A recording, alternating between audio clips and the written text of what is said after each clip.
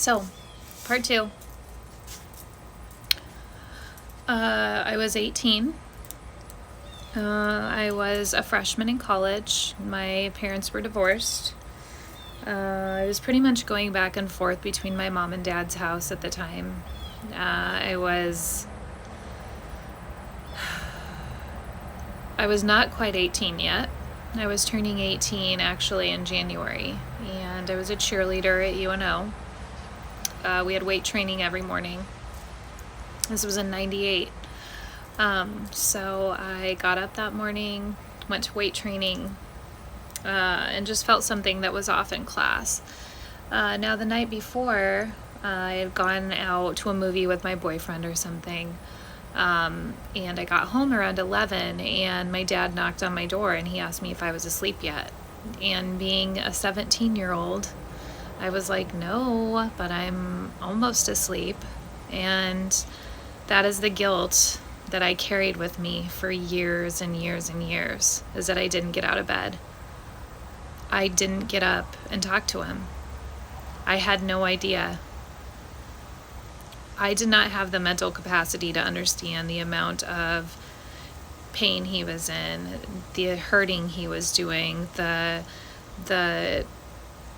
hurt over the loss of, 20 some years of marriage that he went through, trying to start over dating again.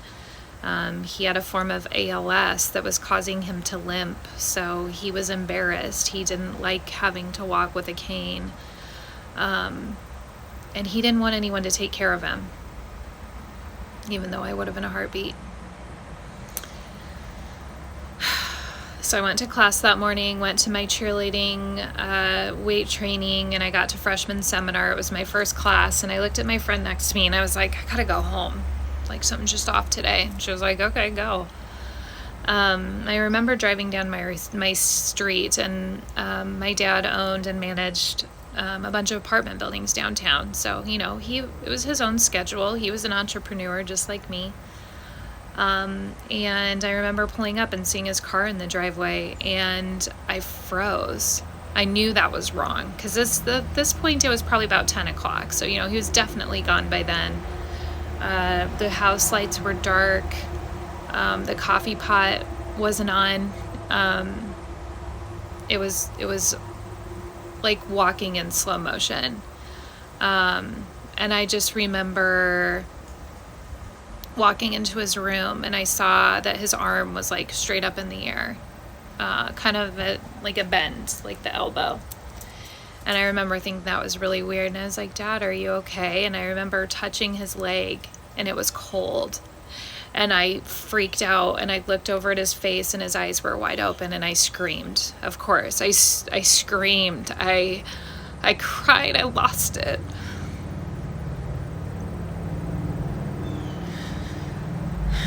Anyone who's ever been through that in their life, I don't care who it was, a parent, a sibling, a child, a husband or wife, cannot fathom the pain in your heart that you go through.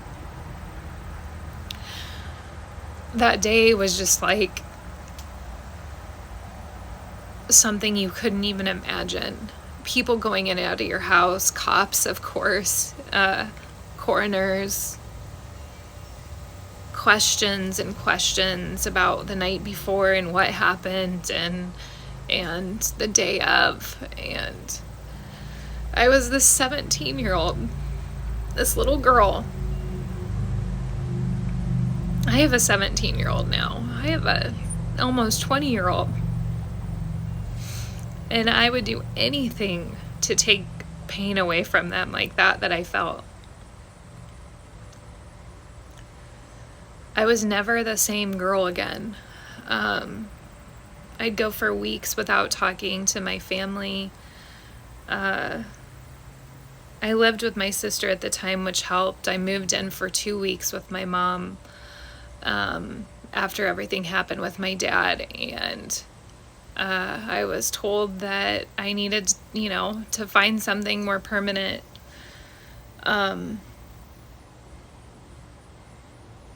But of course, I was welcome to stay in the basement as long as I wanted. But I could tell she was dating, she had a boyfriend, and she was probably ready to move on. And I was scared to go to sleep at night. I grew up going to church every weekend because I had to. I didn't have a choice. And I remember asking my mom, even as a little girl, I believed in God, I believed in angels. I talked to my angels, but I didn't understand why we had to go to a building to do it. I've always been a very spiritual person. I've always talked to God. Like I said, I've always talked to my angels, and everybody has times where they don't talk as much. But I just never understood why it had to be a certain building. I got to the point where I was scared to go to bed at night because what if someone was around me? What if spirits saw me? What if they saw me changing? I had thoughts that no child should have to think themselves without someone sitting down and explaining about losing someone you're that close to. And at the time, my mom had moved on with her life. I had my sister, who was 21 at the time, and had a boyfriend and had friends, and I was just kind of this 19-year-old in limbo that should never, ever have been allowed to just roam around and try to figure her life out. Part 3, guys.